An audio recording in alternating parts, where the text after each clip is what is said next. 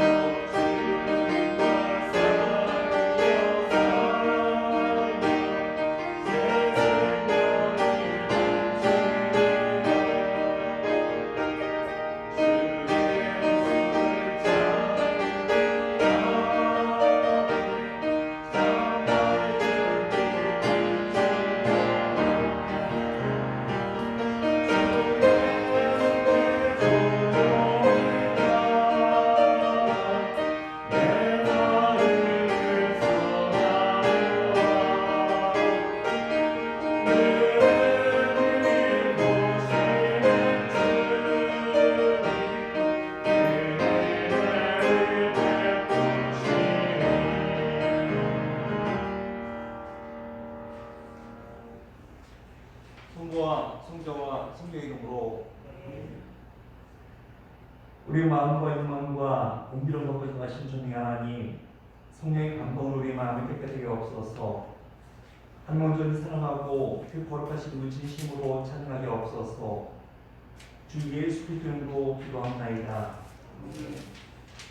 우리가 죄업하면 우리 자신을 속이는 것이요 진리가 우리에게 있기 때문입니다. 그러나 우리가 주를 고백하면 신실하시고 오신 하나님은 우리 주를 용서하시고 모든 불의에서 깨끗하게 해주십니다. 찬송 반절 맞춰 회개는 목사들을 드리겠습니다.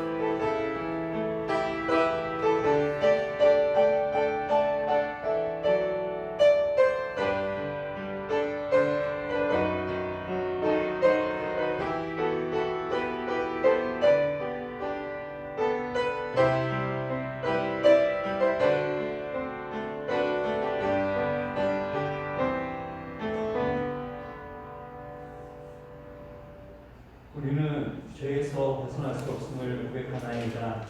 우리는 생각과 말과 행위로 죄를 지었으며 원하는 선을 행치 아니하고 원하지 않는 악을 행하였나이다. 우리가 마음을 다하여 주를 사랑하지 않았으며 내 이웃을 내 것 같이 사랑하지도 않았나이다. 하나님의 아들 주 예수 그리스도를 보시고 그를 극성히 여기소서. 그를 용서하시고 새롭게 하옵소서. 주님 뜻 안에서 기뻐하며 주의 길을 걸으며 하나님의 거룩하심을 영화롭게 하옵소서. 전능하신 하나님께서 우리를 불쌍히 여기시고 그 외아들을 보내시사 우리 주를 대신하는 주 되셨으며 그의 공로로 우리의 죄를 사여 주셨습니다. 그러나 조명받고 안수받은 하나님의 말씀의 종이 나는 주 예수 그리스도 명하심에 따라 여러분 제가 사여졌음을 성부와 성자와 성령의 이름으로 선포합니다. 주님께서 응답하게 하시 바랍니다. 자, 하겠습니다. 함께 같이 기도드리겠습니다.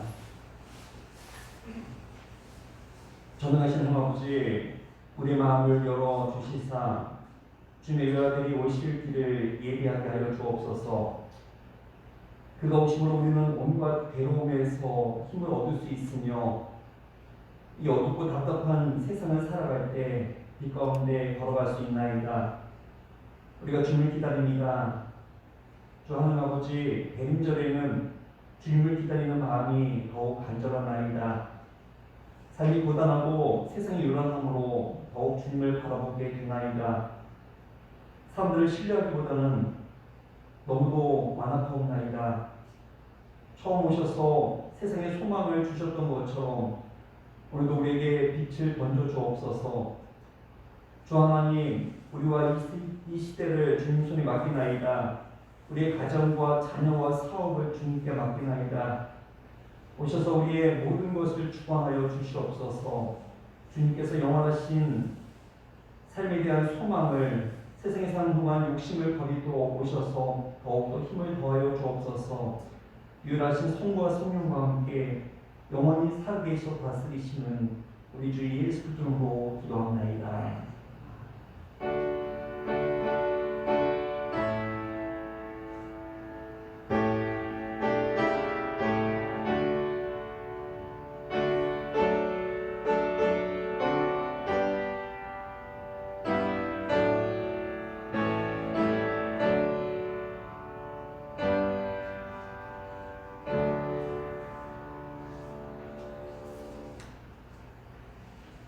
오늘 기도문은 116번 구주강림 두 번째 순서 교독하겠습니다.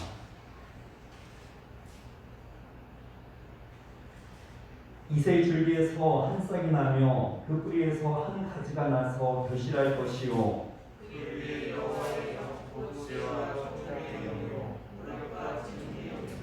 지식과 여호와를 경외하는 영이 강림하시리니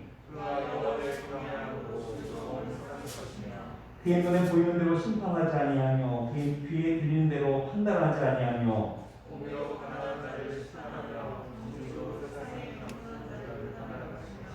그 입에 막대기로 세상을 치며 그 입술의 기운으로 악인을 죽일 것이며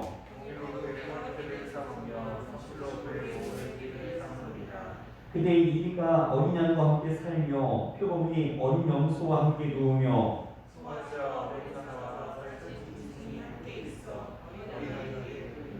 암소와 곰이 함께 먹으며 그것들의 새끼가 함께 엎드리며 사자가 소처럼 풀을 먹을 것이며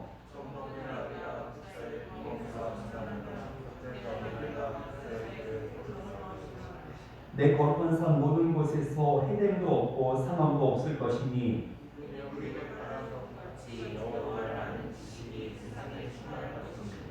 그날에 이새의 뿌리에서 한 싹이 나서 만민의 빛으로 설 것이요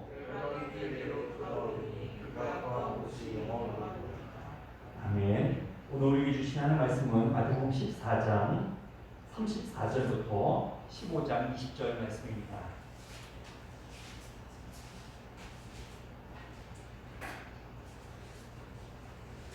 마태복음 14장 34절부터 15장 20절 말씀 우리 교독하겠습니다.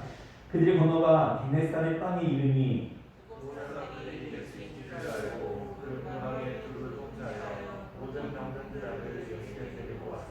다만 예수를 못자르게라도 손을 대게 하시기를 간구하니 손을 대는 자는 다 나음을 얻으니라. 그때 바리새인과 서기관들이 예루살렘으로부터 예수께 나와 이르되 당신 제자들이 어찌하여 장로들의 전통을 범하나이까? 떡 먹을 때에 손을 씻지 아니하나이까? 대답하여 이르시되 너희는 어찌하여 너희의 전통으로 하나님께 하나님이 이루셨을 때 내 부모를 공경하라 하시고 또 아버지나 어머니를 비방하는 자는 반드시 죽임을 당하리라 하셨거늘 너희는 이르되 누구든지 아버지에게나 어머니에게나 내가 너희를 받게 할 것이 하나님께 드리리라.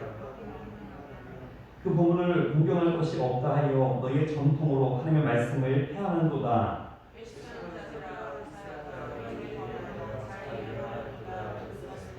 이 백성이 입술로는 나를 공경하되 마음은 내게서 멀도다. 사람의 계명으로 그분을 삼아 가르치니 나를 경배하느니라. 무리를 불러 이르시되 듣고 깨달으라. 이로부터 나온 것이 하나님의 그렇게 하는 것이 아니라 입에서 나온 것이 사람을 그렇게 하는 것이라. 이에 제자들이 나와 이르되 바리새인들이 이 말씀을 듣고 벌미 된 줄 아시나이까? 예수께서 대답하여 이르시되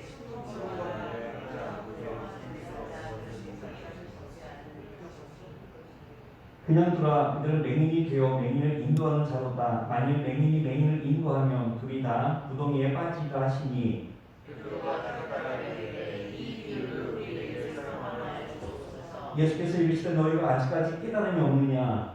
입으로 들어서 모든 것을 배로 흘러서 뒤로 내버리는 줄 알고 하느냐. 입에서 나오는 것들은 마음에서 나오나니 이것들이야말로 사람을 더럽게 하느니라. 마음에서 나온 것은 악한 생각과 살인과 간음과 음란과 독죄와 거짓말을 말하니 다시겠습니다. 이런 것들이 사람을 더럽게 하는 것이요 씻지 않는 손으로 얻는 것은 사람을 더럽게 하지 못하느니라. 아멘. 함께 사도신경으로 우리 신앙을 고백하겠습니다. 전능하사 천지를 만드신 하나님 아버지를 내가 믿사오며 그 외아들 우리 주 예수 그리스도를 믿사오니 이는 성령으로 잉태하사 동정녀 마리아에게 나시고 본디오 빌라도에게 고난을 받으사 십자가에 못 박혀 죽으시고 장사한 지 사흘 만에 죽은 자 가운데서 다시 살아나시며 하늘에 오르사 전능하신 하나님 편에 앉아 계시다가 저리로서 산자와 죽은 자를 심판으로 오시리라. 성령을 믿사오며 거룩한 공예와 성도가 술부터하는 것과 죄를 사하여 주시는 것과 몸이라 시사는 것과 영원히 사는 것을 믿사옵나이다.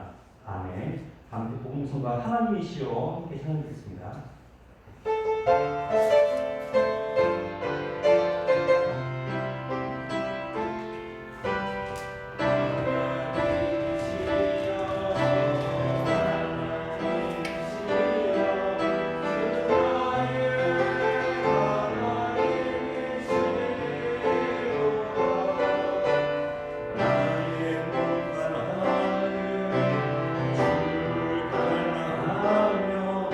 이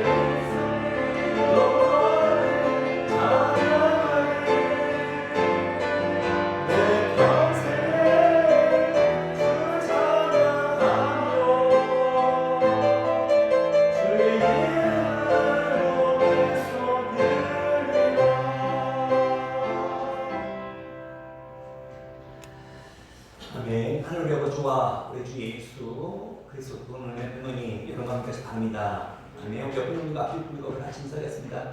하나님 당신 사랑하십니다. 같이 인사하겠습니다. 아멘. 우리 오늘 마태복음 75번째 시간입니다. 온 마음 다해 주님을 섬기는가, 온 마음 다해 주님을 섬기는가라는 제목으로 한 말씀 전하겠습니다. 오늘 본문의 말씀을 붙들고 저는 한 주간 동안 계속해서 묵상을 했습니다. 왜 하나님께서 요즘 같은 때에 이 말씀을 주셨을까? 저는 하나님의 일에 우연이란 없다고 생각을 합니다. 분명히 필요했기에 전하라고 하신 것이고 필요했기에 주신 것이라고 믿습니다. 그런데 지난주에는 코로나가 다시 기승을 부릴 때 주신 말씀이 안심하라 내니 두려워하지 말라였습니다.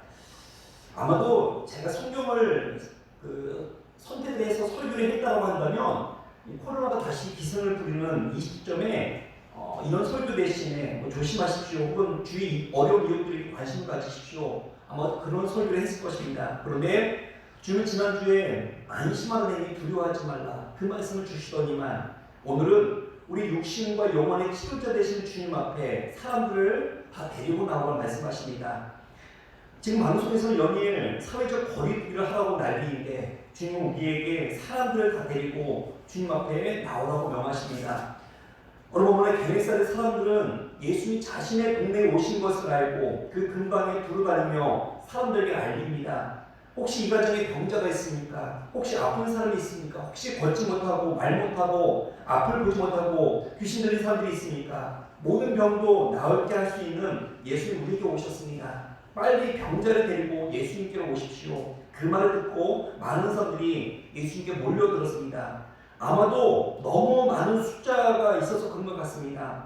예수님께서 일일이 다 손을 얹고 안수기도 할 수 없어서 사람들이 옷자락에라도 손을 대었더니 다 나음이 입었더라고 성경을 우리에게 말씀하고 있습니다. 오늘 본문 말씀은 35절부터 36절 말씀 우리 한 절씩 교독하겠습니다. 그곳 사람들이 예수 신 줄을 알고 그 근방에 두루 통치하여 모든 병든 자를 예수께로 데리고 와서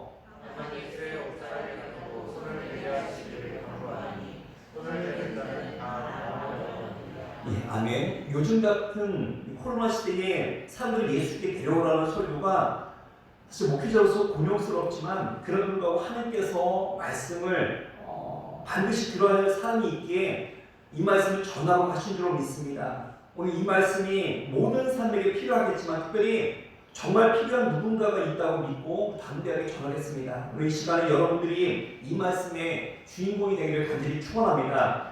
오늘 게네사렛 백성들의 믿음에 우리가 도전을 받길 원합니다.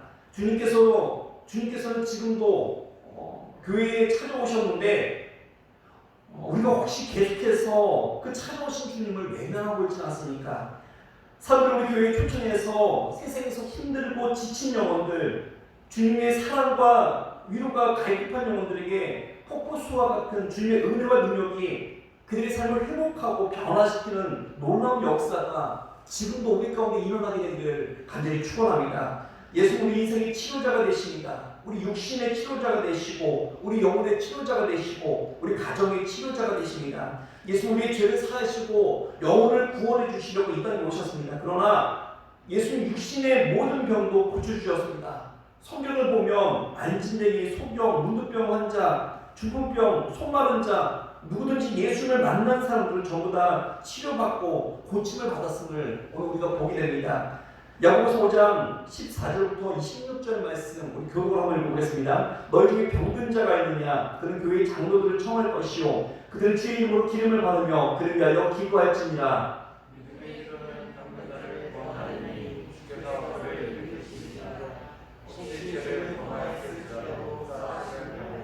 같이 읽겠습니다. 그러므로 너희 죄를 서로 고백하며 병이 낫기를 위하여 서로 기도하라. 의의 간구는 역사하는 힘이 큰이니라. 아멘. 그렇습니다. 예수는 오늘도 우리의 질병과 죄와 고통을 담당하십니다. 우리 주변에 육신의 질병 때문에 고통당하고 있는 분들이 있습니까? 의사도 고칠 수 없다고 포기한 그런 사람들이 있습니까? 우리 치료자 되시는 여호와 나타 치료의 하나님께서 그들의 아픈 육체에 의한 피 묻은 손으로 안수하사 깨끗이 굳지만은 그런 은혜의 역사가 일어나게 되기를 간절히 축원합니다. 오늘 본문의 게네사렛 사람들은 그 어떤 질병도 예수님께로 데려오기만 하면 그들은 다 나을 줄 믿었습니다.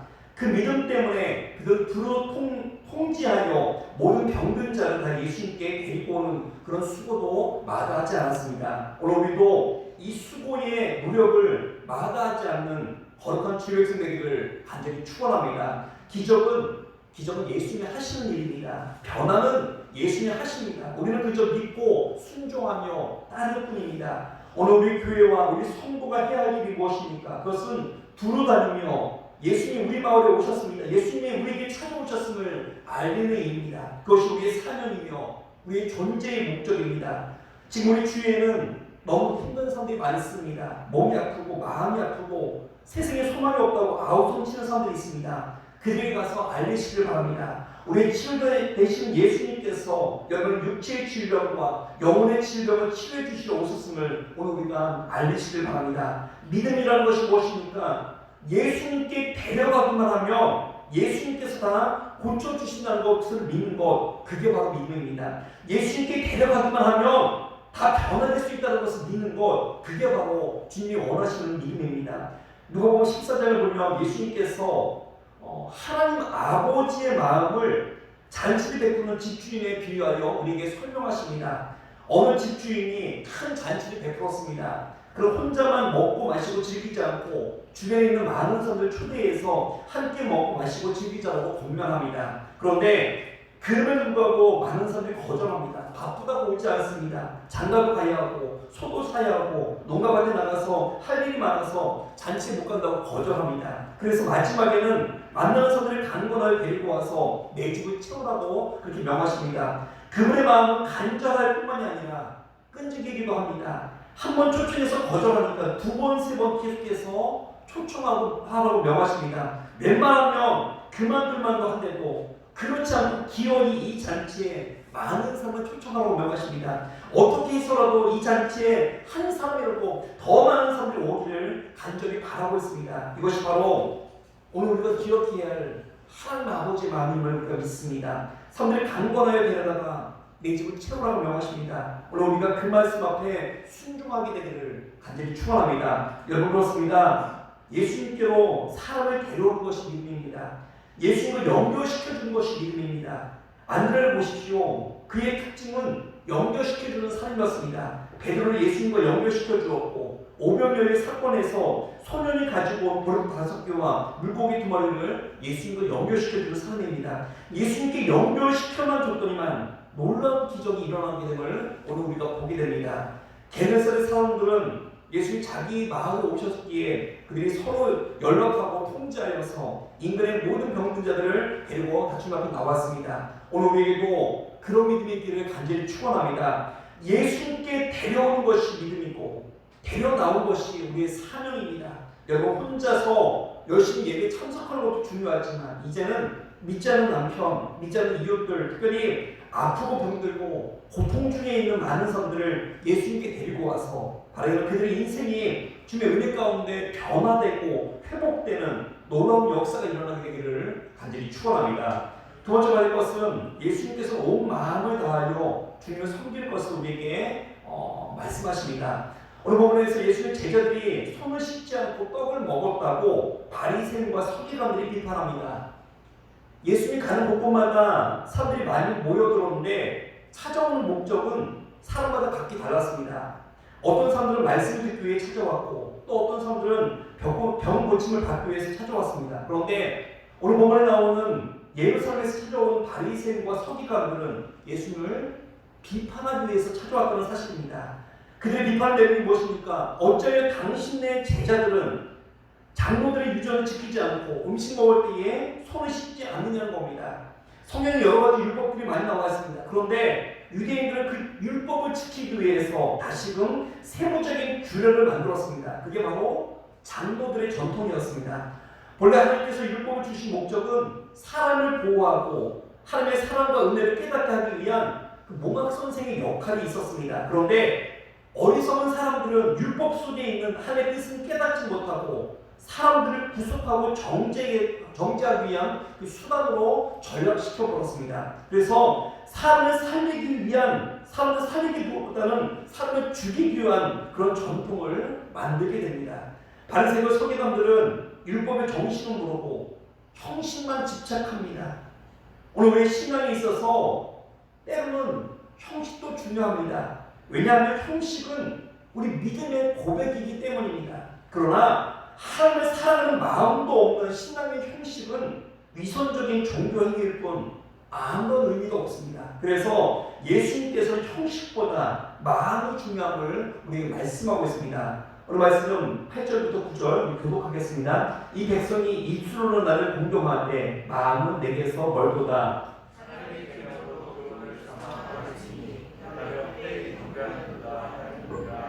예, 아멘. 우리는 모든 신앙 행위에 앞서서 하나님을 사랑하는 마음이 있어야 합니다. 바리새인들은 껍데기는 다 갖추었습니다.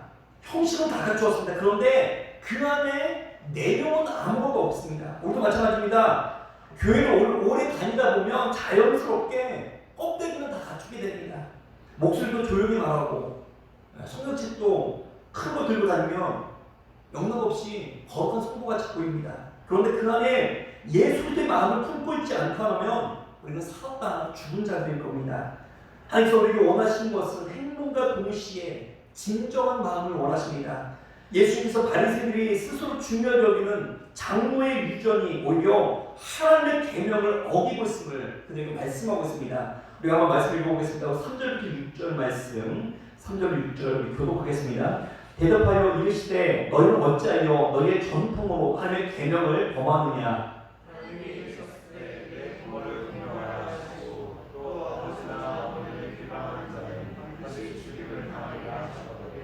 너희는 이르되 누구든지 아버지에게나 어머니에게 말하기를 내가 드려 유익하게 할 것이 하나님께 드림이 되었다고 하기만 하면 그 부모를 공경할 것이 없다.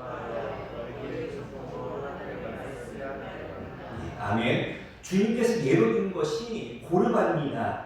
하나님의 말씀에는 내 부모를 공경을 하였는데 장로들의 유전에는 고르반 뜻이 하나님 앞에 헌신되었다는 뜻입니다. 그들은 이 물질은 고르반이기에 부모님께 드릴 수 없다고 하여 장로의 전통을 악용하여 하나님의 말씀을 어기고 있는 그들의 행태를 비판하고 있습니다.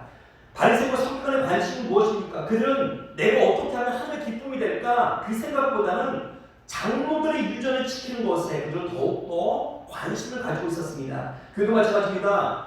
여러분들 교회의 목적이 무엇입니까? 교회의 사명이 무엇입니까? 하나님을 찬양하고 이웃을 사랑하는 것입니다. 열심히 예배하고 전도하여서 하나님 나라가 확장되는 것입니다. 그런데 이런 일에는 관심이 없고 사소하고 불필요한 일에만 관심을 쓰고 논쟁을 한다면 하나님 교회는 그 역할을 감당할 수 없습니다. 동lum업교회가 왜 무너지게 되었습니까? 쓸데없는 논쟁을 벌이다가 정작 싸워야 될 대상과는 병많은 싸움조차 못하고 무너지게 되었습니다. 지금의 터키 이스탄불 과거 그 동로마의 수도였던 콘스탄티노플이었습니다. 그 로마와 함께 쌍벽을 이루던 그런 거대한 교회였습니다. 사도행전에 바울이 전도했던 그 아름다운 교회들이 서로 만날 때까지 정말 죽으라고 싸웠던 내용은 정말 너무나 어처구니없게 목사의 가운의 색깔이 흰색이어야 하는가 아니면 검정색이어야 하는가 그 문제 가지고 싸웠다고 합니다.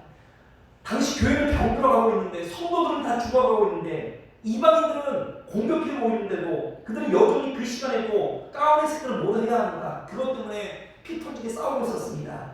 우리가 관습에 한번 얽매이면 다시 거기에 빠져나오기가 쉽지가 않습니다.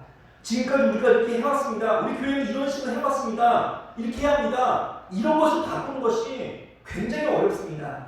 사실은 그게 별로 중요한 것도 아닙니다. 그러나 전통적으로 그렇게 해왔기 때문에 이것에서 벗어나면 무슨 큰 죄를 지는 것처럼 사람들 두려워합니다.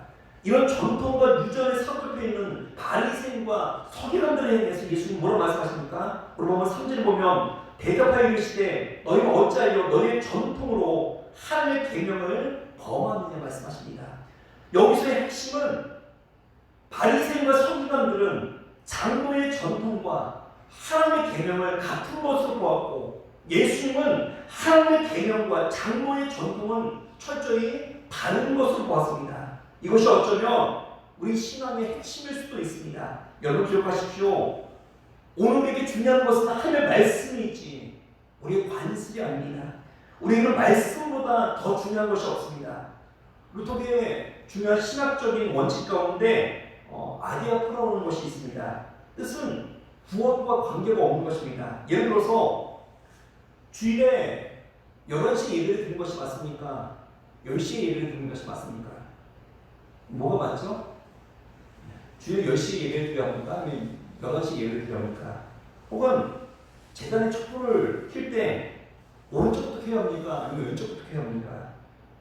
바로 뭡니까? 상관이 없습니다. 아디아포라입니다. 구원과 관계가 없는 일입니다. 루터교는 구원과 관계 없는 거에 대해서 굉장히 융통성을 많이 줍니다. 자유를 줍니다. 그렇게 하는 이유가 뭐냐? 본질에 집중하자는 겁니다. 대신에 우리가 절대로 양보할 수 없는 것들이 있습니다. 예수만이 우리의 유일한 하나님의 아들입니다. 그분의 십자가와 부활을 믿음으로 우리는 구원을 받습니다. 거기에 무엇을 더하거나 떼는 것은 우리는 용납하지 않습니다. 때때로 교회 안에서 서로 싸우고 논쟁하고 정말 용서하지 못하는 것 가운데 본질적이고 정말 우리가 목숨을 걸어야 될 만한 그런 일이 아니라 어떤 제도와 관습 안에 묶여서 결국은 굳어져버린 그런 모습을 볼 때 예수님이 가장 원치 않는 그런 모습으로 변질된 것을 오늘 우리가 보게 됩니다. 우리 너무 어리석어서 중심을 보지 못하고 온갖 껍데기에만 관심을 가질 때가 너무 많이 있습니다. 겉으로 드러나는 것 필요 없다가 아닙니다. 다 그런 거로만 판단한다면 우리가 바리새인과 다를 바가 없다는 것입니다. 그런 건 있어야 합니다. 그런데 진짜 힘이 뭐냐? 그런 껍데기 속에 있는 내용들을 우리가 볼 줄 알아야 합니다. 제가 지난주에 읽었던 책 가운데 오칸 목사님이 쓴 제자훈련 열정 30년 그 귀환길의 이야기라는 그런 책의 제목 그 책이었습니다. 제자훈련에 관한 그런 지침서입니다. 나는 제자훈련을 이렇게 했다 그런 내용들이 나옵니다. 그런데 저는 제자훈련의 그 형식보다 왜 성공했을까? 오칸 목사님의 마인드가 뭘까 살펴보니까 오칸 목사님이 그 제자훈련을 성공하기 위해서 그 가르칠 때마다 항상 목사들에게 강조한 게 뭐냐? 이거에 미쳐야 한다고 얘기합니다. 제자훈련에 미쳐야 합니다. 그래야 성공할 수 있다. 그런데 책에 나와 있는 것과 똑같이 다 따라가면서 불구하고 제자훈련에 성공하지 못하는 그런 사람들이 있습니다. 왜 그렇습니까? 목사가 미치지 않기 때문에 외형을 흉내내기 때문에 그렇습니다. 우리에게 있어서 진짜 중요한 것은 그 중심입니다. 우리의 형식뿐만이 아니라 우리의 온 마음과 정성을 다하여 주를 섬기는 저에게 간절히 추원합니다. 바리새인은 마음은 없고 형식만 강조했습니다. 그러나 우리 주님께서는 형식과 함께 그 마음도 강조하십니다. 바라기는 우리의 삶이 온 마음을 다하여 주를 섬기는 거룩한 주백성 되기를 간절히 추원합니다.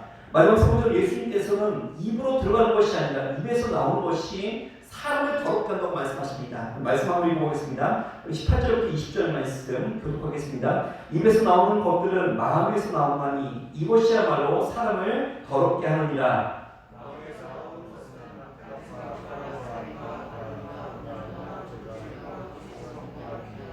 같이 읽겠습니다. 이런 것들이 사람을 더럽게 하는 것이요 씻지 않은 손으로 먹는 것은 사람을 더럽게 하지 못하느니라. 아멘. 광교에서 목회를 할 때 어떤 그 알코올 중독자를 제가 알게 되었습니다. 전도하다가 만나서 친해지게 되었습니다. 그런데 이분은 술만 마시면 교회에 찾아와서 저를 붙들고 얘기를 하는 겁니다. 물론 이해는 갑니다. 가족들이 다 외면하고 혼자 살다 보니까 많이 힘들고 외로울 거라는 그런 이해는 갑니다. 그런데 좀 지나쳤습니다.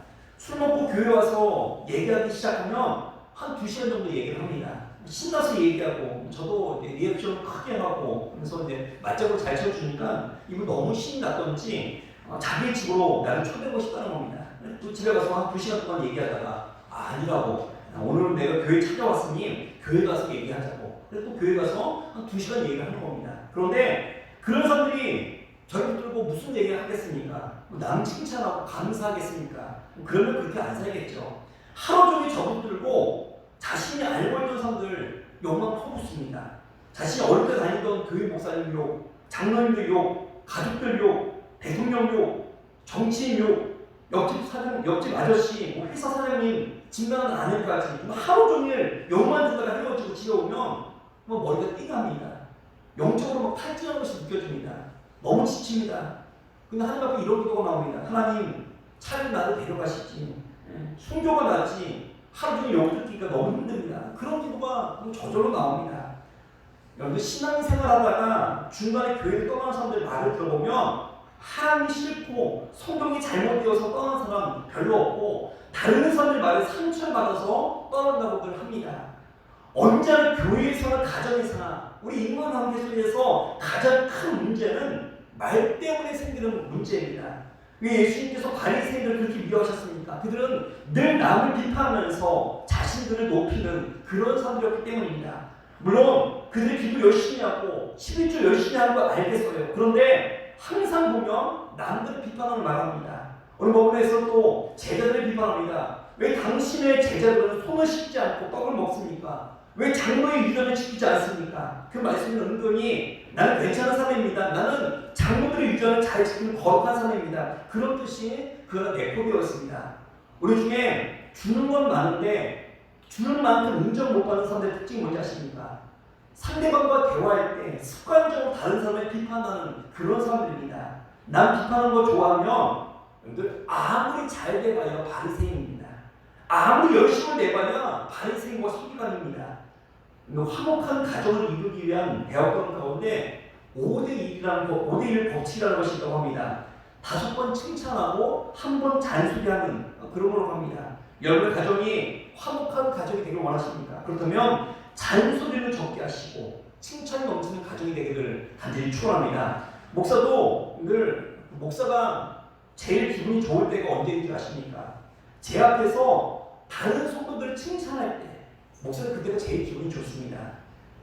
학생의 아이들 칭찬하고 장로의 권사님 칭찬하고 요즘 새신자 누가 열심히더라, 그저 그런 칭찬을 들을 때가 목사는 기분이 제일 좋습니다. 반면에 저는 제 앞에서 남 비판하는 사람들이 저는 제일 싫습니다. 여러분 기억하십시오.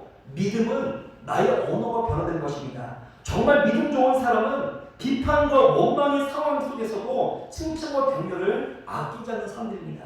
정말 믿음 좋은 사람은 부정적인 상황 속에서도 하나님의 말씀을 이야기하고 믿음을 이야기하는 그런 사람들입니다.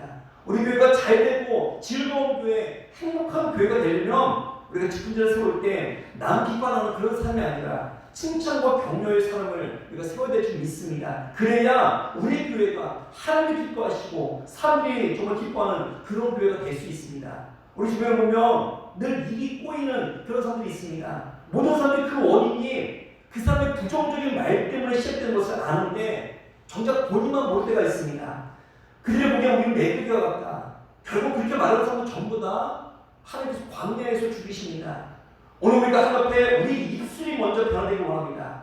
하나님은 하나님의 은혜를 부어주시고 기적을 보여주실 때 절대로 하나님의 백성에서, 하나님의 백성의 입술에서 부정적인 말, 믿음 없는 말, 원망의 말이 나오는 것을 주님께서 허락하지 않습니다. 그러므로 아무리 힘들고 어렵더라도 불평과 원망의 말을 계속 쏟아내다 보면 계속 우리 영혼은, 우리 인생은 더욱더 힘들어지게 될 것입니다. 그러므로 오히려 상황이 어려울수록 먼저 칭찬하고 감사하십시오. 우리 입술이 먼저 바뀌면 우리의 삶도 바뀔 줄로 믿습니다.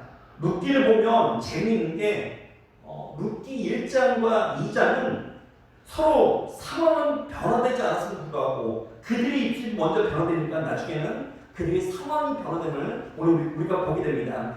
나오미와 그의 며느리 룻 빈털터기로 베들레헴에 들어왔습니다. 의기양양해서 모압에 갔는데 남편은 죽고 아이들 둘도 죽었고 그 많은 재산은 다 없어지고 아무것도 없는 빈털터기 신사로 돌아옵니다. 그때 나오미는 자기 이름이 원래 나오미라는 뜻이 기쁨이라는 뜻인데 이제 나를 나오미 대신에 마라라는 이름으로 부르라. 마라 뜻이 뭡니까? 쓰다라는 뜻입니다. 나오미가 스스로를 저주하고 심판하는 말을 합니다. 하나님이 나를 버리셨으니 더 이상 나를 나오미로 부르지 말라. 마라로 부르라고 스스로 비판했던 말했던 나오미인데 2장에서부터는 그 입술에서 저주의 말은 사라지고 축복의 말들만 나오기 시작하였고 그런 말들을 했던 나오미의 인생이 진짜로 그런 인생으로 변화되기 시작합니다. 시어머니인 나오미와 며느리 룻이 제3자인 보아스에 대해서 이렇게 이야기합니다. 우리 말씀 한번 읽어볼까요? 룻기 2장 19절부터 20절 말씀 우리 교독하겠습니다. 시어머니가 그에게 이르되 오늘 어디서 주었느냐 어디서 일을 하였느냐 너를 돌본 자에게 복이 있기를 원하노라 하니 룻이 누구에게서 일하였는지를 시어머니에게 알게 하여 이르되 오늘 일하게 한 사람의 이름은 보아스니이다 하는지라.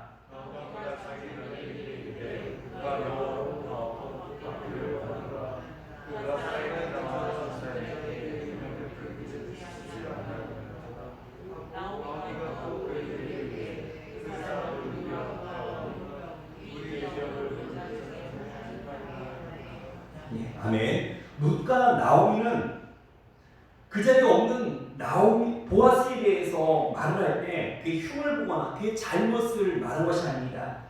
여호와께서 복받기를 원한다는 말을 계속해서 그의 입술로 고백하고 있습니다. 룻기 2장 한번 읽어보십시오. 서로 간의 칭찬과 격려가 계속해서 나오고 있습니다. 룻과 나오미는 보아스를 칭찬하고 보아스와 그의 시종들은 룻을 서로 칭찬하고 서로가 서로를 칭찬하다가 결국은 정말 아무것도 없던 과부인이여 이방인의 룻이 다윗의 증조 할머니가 되었고 예수의 족보에 그 이름이 오르게 되었습니다. 하나님께서 우리 성도들의 입술에 권세를 주셨습니다. 그래서 우리가 부정적인 말을 하며 부정적인 열매를 맺게 되고 칭찬과 축복의 말을 계속해서 하게 되면 그런 영광과 축복이 열매를 맺게 하십니다. 믿지 않는 가수들도 자기 노래말대로 자기 인생이 된다는 그런 이야기를 합니다. 정말 신기하게도 정말 맞는 것 같습니다. 그런데 우리 성도들은 말할 것도 없습니다. 우리가 왜 찬양을 많이 불러야 하지 않습니까? 우리 입술의 고백대로 하나님이 응답해 주시기 때문입니다. 우리가 왜 서로를 축복하고 칭찬해야 하는지 아십니까? 하나님이 우리 입술 그대로 응답해 주시기 때문입니다. 그러므로 스스로에 대해서 저주하거나 원망을 퍼붓지 마십시오. 저는 정말 감사한 게 저는 여태까지 한 번도 하나님에 대해서 원망해 본 적이 없습니다. 남들이 힘들고 고통스러울 때 하나님을 원망하고 심지어 하나님이 어디 계시냐고 부인까지 했다고 하는 그런 사람도 많이 있는데 저는 제 기억으로는 단 한 번도 하나님에 대해서 원망을 해본 적도 없고 또 제 스스로에게 대고 저는 한 번도 원망을 해본 적이 없습니다. 아무리 힘들고 어려워도 그래도 잘 될 거야. 하나님 나와 함께 계시잖아. 그럼 정말 고난 중에서도 하나님이 이겨낼 힘을 주시고 모든 것이 한정을 선을 이루심을 보게 됩니다. 여러분도 스스로에 대해서 불평하거나 저주하지 마십시오. 여러분의 가족과 자녀들에 대해서도 원망과 불평 대신 축복의 말을 많이 해주시길 바랍니다. 하나님 이 자녀가 나라 민족을 위해서 큰 일꾼 되게 하옵소서. 하나님 지금 우리 남편이 지금 믿음이 없지만 장차 베드로와 같은 믿음의 반석이 되기 원합니다. 베드로의 귀한 장로님 되기 원합니다. 날마다 축복하며 칭찬하기를 원합니다. 우리 베들교회도 많이 축복해 주시기 바랍니다. 우리 교회 주일학교와 학생의 아이들을 향해서 하나님 이 아이들이 요셉과 같이 하나님과 삶 앞에 귀하게 쓰임받기 원합니다. 하나님 우리 베들교회가 수많은 영혼들을 건져내는 교회, 하나님 모시기에 자기가 칭찬받는 교회 되게 하옵소서. 목회자를 위해서도 기도해 주시고 여러분 옆에 있는 성도들 위해서 더욱더 많은 축복의 기도가 흘러넘치기를 간절히 축원합니다. 우리 예수님께서도 제자들을 보시자마자 그분의 축복부터 해주셨습니다. 그런데 그 축복을 받았던 제자들 실제로 예수의 축복대로 되었음을 우리가 보게 됩니다. 성도들이 내뱉는 말은 마치 씨앗과도 같습니다. 입 밖에 나온 말은 무의식 속에 그 말하는 그대로 열매를 맺게 됩니다. 그런데 지금 여러분의 입술에서 어떤 말들이 나오고 있습니까? 혹시 늘상 비판과 저주의 말만 퍼붓고 있지는 않습니까? 자녀에게도 복이 있는 말을 하고 다른 성도를 향해서도 정말 없는 사람을 향해서도 우리가 독소를 퍼부으면서 내 인생 왜 이렇게 예수 믿어도 자꾸 꼬일까? 우리가 혹시 그렇게 고민하고 있지 않습니까? 예수께서 이렇게 말씀하시죠. 11절에 보면 입에 들어가는 것이 사람을 더럽게 하는 것이 아니라 입에서 나오는 그것이 사람을 더럽게 하는 것이라 말씀하십니다. 어떻게 하면 우리 교회가 좋은 교회가 될 수 있겠습니까?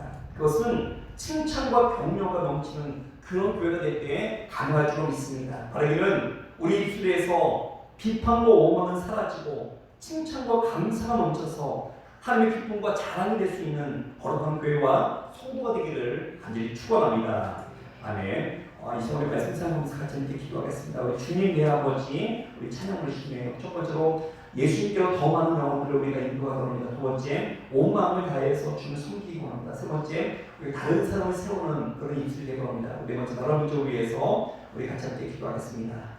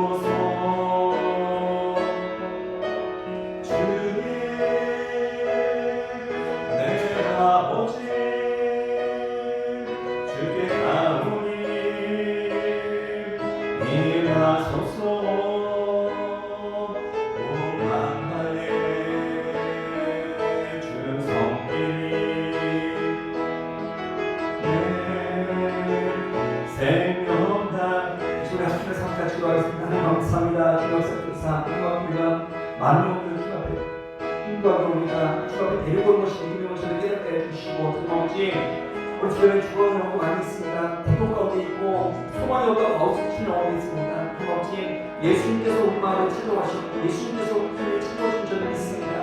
그 영혼들 저를 아버지 건강하게 해주시고 아버지 강건한 내일을 채워 주께서 말씀하셔서 저들 그 말씀 붙들고 순종할 수 있도록 주 역사해 주셔서 온 마음을 다하여 우리 주를 섬기고 합니다. 우리 온 정성과 우리 마음과 우리 뜻을 다하여 하나님 사랑하고 합니다. 주 삼아주시고 우리 중심뿐만이 아니라 앞서는 먼저 온 마음을 다하여 우리 중심을 다하여 주를 섬기며 살아갈 수 있도록 주 역사해 주시옵소서. 다른 사람을 세운 입술에요. 하나님 아버지 내 입술이 너무 연약하여서 때로는 저도 아버지 저들 다른 사람 깎아내려 비판을 많이 했습니다. 우리 세월의 입술에게 해주시고 칭찬으로 격려할 수 있는 내 입술을 내시고 아버지 해주시옵소서. 나무 좀 있을 겁니다. 하나님 함께 해주시고 주께서 살아주셔서 더 많은 분을 주께서 국민을 베풀어 주시옵소서. 감사합니다. 수인으로 하나님 감사합니다. 감사합니다. 날마다 주를 사랑하셔서 우리 주변에 죽어가는 영혼들 많이 있습니다. 소망이 없다고 아우성치는 영혼도 있습니다. 아버지 주님께서 우리에게 찾아오시는 저를 믿습니다. 아버지 그들을 강건하게 된다가 아버지 집을 채울 수 있도록 주께서 역사하여 주시옵소서. 감사합니다. 이분 말씀 우리를 주 예수 구원하신 우리 주 예수 이름으로 기도합니다. 다음 찬송가 435장 함께 찬송드리겠습니다.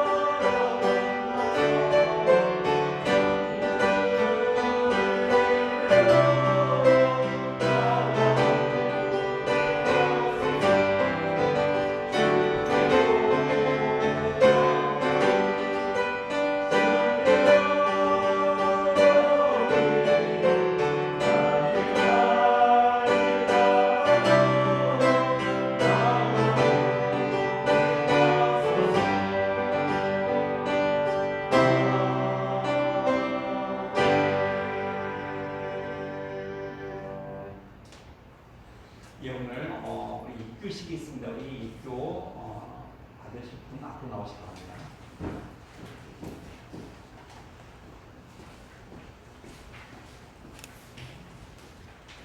예, 우리 잠깐 소개했습니다. 김종국 형제님은 다른 교회에서 우리 교회 사람으로서 이제 김종국 형제님이 세례를 받고 이 자리에서 공적으로 다시 그 세례를 받고 고백한 것을 다시 우리가 공적으로 확인하는 그런 시간을 갖겠습니다.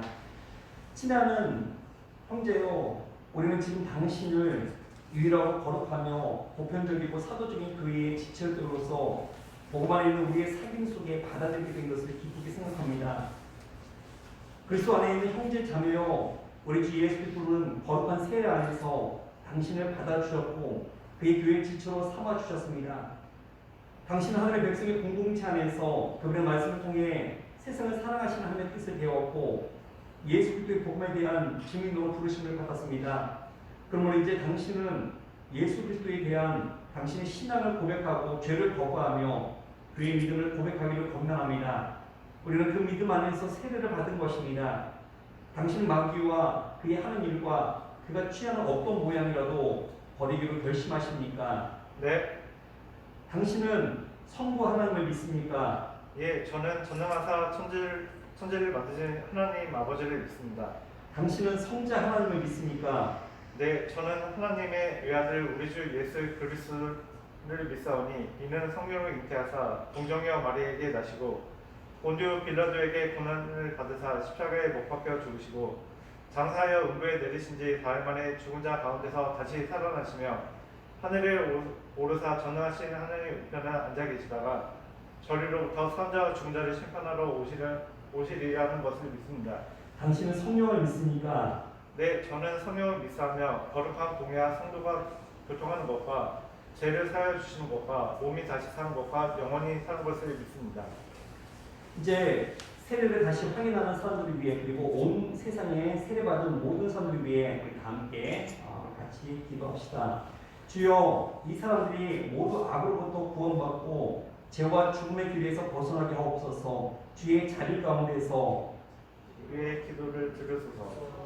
주여, 성령으로 그들의 마음을 열어 주의 은혜와 진리를 받아들이게 하옵소서. 주의 자비 가운데서 우리의 기도를 들으소서. 주여, 그들을 믿음 안에서 그리고 주의 거룩한 교회의 사귐 가운데서 지켜주옵소서. 주의 자비 가운데서 우리의 기도를 들으소서. 주여, 그들을 주의 사랑에 대한 증인으로서 이 세상 가운데 보내옵소서. 주의 자비 가운데서 우리의 기도를 들으소서. 주여, 그들을 주의 평안과 영광 가운데로 인도하소서. 주의 자비 가운데서 우리의 기도를 들으소서. 오 주여, 우리가 위하여 기도하는 모든 사람들을 주의 손에 맡기나이다. 주의 자비를 의지하여 우리 주 예수 그리스도의 이름으로 기도하옵나이다. 아멘. 당신은 이 자리에서 당신의 믿음을 공적으로 고백하였습니다. 당신은 세례를 통해 맺은 하나님과의 계약 가운데서 계속 하나님의 신실한 백성 가운데 살기를 원하며 그의 말씀을 듣고 성만찬을 나누기를 원하며 말과 행위를 통해 그리스도의 복음을 전파하기를 원하며 우리 주 예수 그리스도의 본을 따라 모든 사람을 섬기기를 원하며 세상 어디에서나 정의와 평화를 위해 노력하기를 원하십니까? 네, 하나님이 도우시는 가운데 그렇게 하겠습니다. 다음 같이 기도드리겠습니다. 은혜로우신 주님, 주는 물과 성령을 통하여 이 사람을 주님의 자녀로 삼으셨습니다.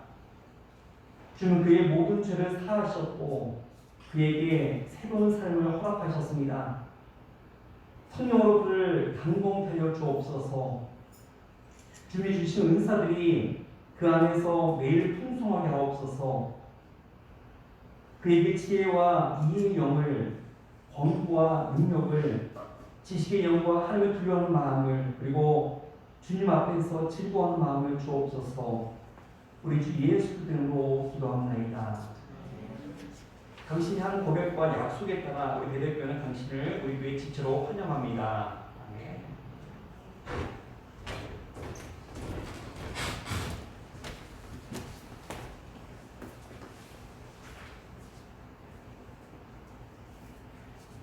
입교 증서 2020-4호 이름 김종복. 이 사람은 다른 교회에서 세례를 받고 신앙생활하던 중으로 또 교회의 신앙에 동의하여 필요한 절차와 교육을 이수하고 신앙을 고백함으로 또 교회의 일원이 되었으며 성찬 예식에 참여하게 됐음을 증명합니다.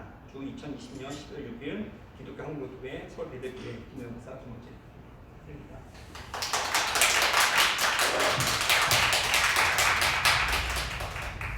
같이 차례가 동네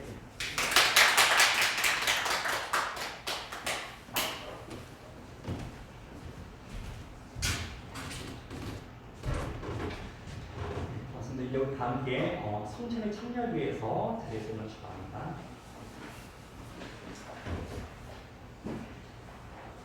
주님께서 응답하시기 바랍니다. 여러분의 마음을 주님께 드리기를 바랍니다. 우리 주 하나님께 감사드리세. 거룩하시고 전능하신 하나님, 우리가 주의 사랑하는 아들 예수 그리스도 이름으로 언제 어디서나 주께 감사함이 참으로 마땅하고 유익한 일입니다. 지금 우리는 주 예수 그리스도께서 영광 가운데 오실 그날과 약속하신 구원을 기다리나이다. 그러므로 천사들과 모든 하늘들과 함께 주의 영광을 찬미하며 노래하기를.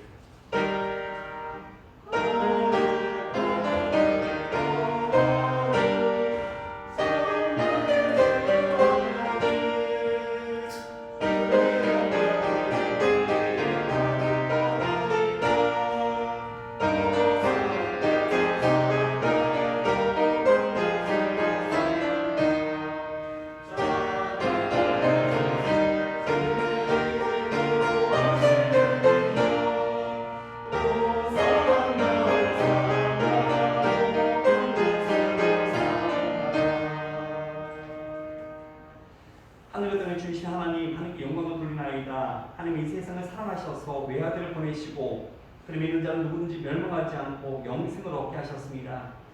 예수 그리스도를 통해 우리에게 구원을 이루어 주신 하나님께 감사드리나이다. 이제 성령을 우리 마음속에 보내주셔서 거룩한 성찬 가운데 오신 주님을 살아있는 마음으로 영접할 수 있게 하옵소서.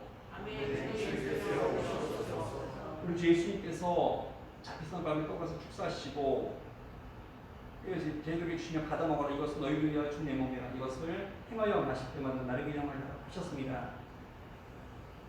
이와 같이 장가서 축사하시고 저희들에게 주시며 받아 마시라. 이것은 내 피로 세운 새 언약의 잔이라. 이것을 행하여 마실 때마다 나를 기념하라 하셨습니다.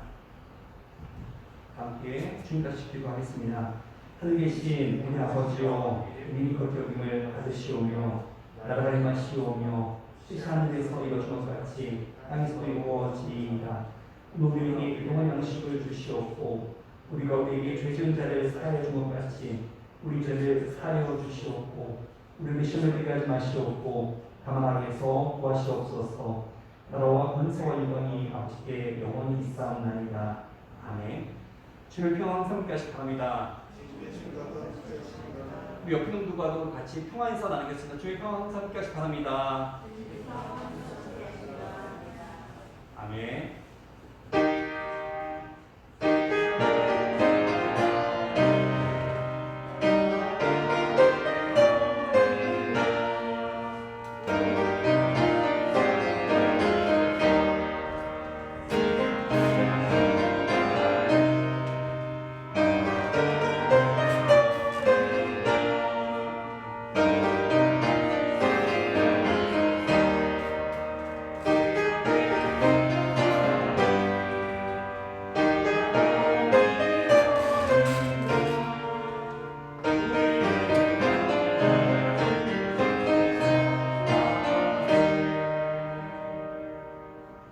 이제 성찬에 참여하기 위해서 세례 받으신 분들은 앞으로 나오시기 바랍니다.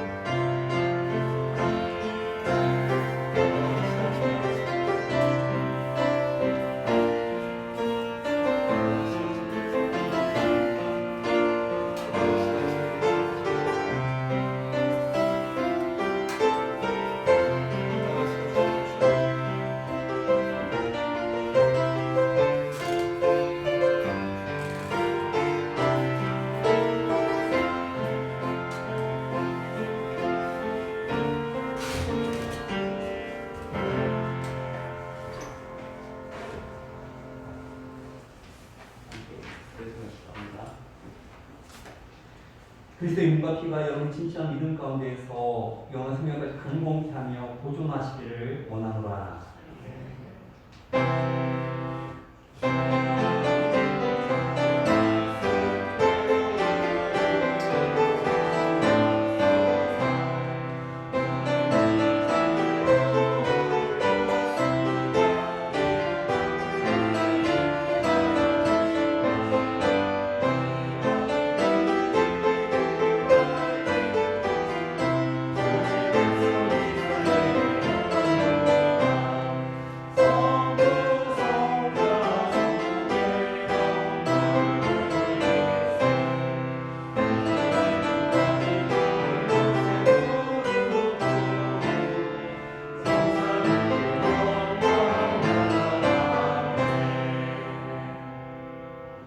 주님 선하신 우리에게 감사드리세. 함께 기도드리겠습니다. 전능하신 하나님, 참하늘 거기신 당신의 아들 우리 주 예수 그리스도를 주셨음을 감사드리나이다. 기도하기는 주님의 몸과 피를 받은 우리가 주님 안에 거하고 주님 우리 안에 거하심으로써 주님의 원하신 생명 능력이 우리 안에 충만하게 하여 주옵소서. 유일하신 성부와 성령과 함께 영원히 살아계시고 다스리시는 우리 주 예수 그리스도로 기도합나이다. 기도하겠습니다. 우리 오늘부터 이번 주부터 2021년 교회에 따라서 우리 새로운 회교 연도가 시작이 됩니다. 2021년 교회가 행복한 가정, 즐거운 교회입니다. 기쁨과 즐거움 넘치는 그런 한 해가 되길 바랍니다. 2021년 우리 재단 헌화 칼렌더와 감사 예찬 칼렌더를 새롭게 시작을 했습니다. 헌화 칼렌더는 다 아시죠? 이게 재단 헌화한 거고, 그 감사 예찬 칼렌더는 뭐냐면요, 우리 교회 내일 필요가 행복한 가정, 즐거운 교회인데, 즐거운 교회가 되기 위해서 여러분들이 이제 원하시는 분들, 뭐 생일이라든지 혹은 뭐 결혼기념일이나 아니면 어떤 감사할 그런 날에 우리 주일날 점심 식사를 하잖아요. 그런데 여러분들이 이제 제 생각에 한 10만 원 정도 이렇게 번호가 보태면 더 풍성하게 이제 식사를 할 수 있을 것 같습니다. 뭐 식사 부대든지 아니면 이제 뭐 이렇게 떡을 이렇게 할 수 있도록 10만 원 정도 헌금을 하면 여성들 회장님이 이제 떡 같은 걸 맞춰오니까 그런 식으로 이제 함께 우리 기념일에 떡이라든지 혹은 이렇게 반찬을 보조해갖고 식사 보조를 해줘갖고 함께 풍성하게 즐거운 그런 우리 교회가 되고 하는 많은 참여 바랍니다. 네, 우리 오늘 입교하신 우리 김종구 형제 주님의 이름으로 환영합니다. 네, 감사합니다. 대인적 기반입니다. 주님 오심을 기다리며 절제와 경건 훈련에 더욱더 열심히 내는 그런 한 해가 되길 바랍니다. 2021년 올해의 말씀 우리 액자에 가족 사진을 넣으려고 합니다. 다음 주, 그 다음 주 2주간에 걸쳐서 우리 사진 촬영하려고 합니다. 촬영을 위해서 정말 좋은 카메라도 섭외를 했고요. 사진 아마추어지만 찍는 거 좋아하시는 분들도 섭외를 했고, 그뿐만이 아니라 저도 이렇게 라이트 사진관에 가면 이렇게 밝게 해준 거 있잖아요. 이렇게 네이버로 밝게 라이트 같은 그런 것도 이렇게 구입을 했고, 아무튼 이렇게 준비를 많이 했습니다. 근데 신청한 분이 한 가정밖에 없대요. 많은 분들이 신청해 주셔서 같이 함께 풍성한 그런 시간들 되길 바랍니다. 오늘 많은 또 위해서 우리 같이 함께 많은 기도와 관심 부탁드립니다. 12월 25일 성탄절에 11시에 성탄 예배가 있습니다. 올해 성탄 예배는 우리가 오늘도 뭐 의식 예배를 드렸지만 사실 이렇게 많이 약식으로 드리고 있어요. 네, 그때는 풀 버전으로 뭐 이렇게 드려보려고 합니다. 그때는 성찬식에 우리 아이들은 사실 성찬 참여 안 시켰는데 우리 아이들뿐만 아니라 모든 사람들이 함께 성찬에 참여할 수 있는 그런 날로 하려고 합니다. 많은 분들 함께 참여하고 또 은혜받는 그런 시간을 되길 바랍니다. 예, 우리 축도학습니다. 함께 자리에서 일어나 주시기 바랍니다.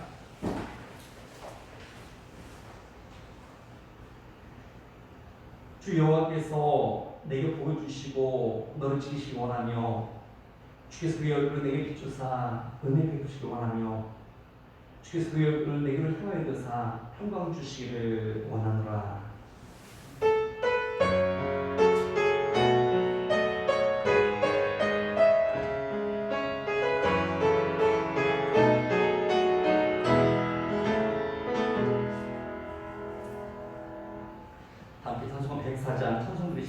모든 주일 예배 마치겠습니다.